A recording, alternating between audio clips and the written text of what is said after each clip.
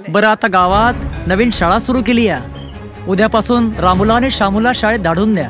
खरं म्हणजे आमच्याकडे बहुजन समाज शिक्षणापासून वंचित आहे. निरक्षरता, अज्ञानात खितपत पडलेल्या या समाजाचं दुःख मला पाहवत नाही हो. शिक्षणाशिवाय या बहुजन समाजाचा विकास होणार नाही. आणि यासाठी, या बहुजन समाजासाठी शिक्षणाचा प्रसार आणि प्रचार करणं हेच माझं ध्येय.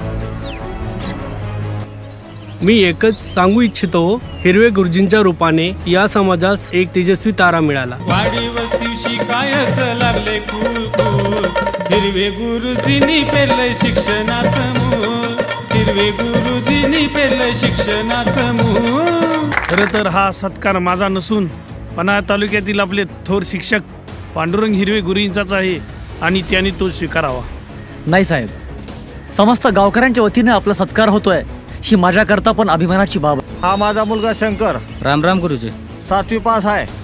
7वी पास आहेस? होय. अरे वा, छान. तुमच्या बऱ्याच शाळा आहेत असं मला ऐकाय मिळालंय. रामा, मला त्या पैजरवाडीच्या लोकांचं पाण्याचं दुःख नाही बघवत र.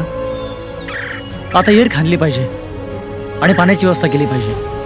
चल.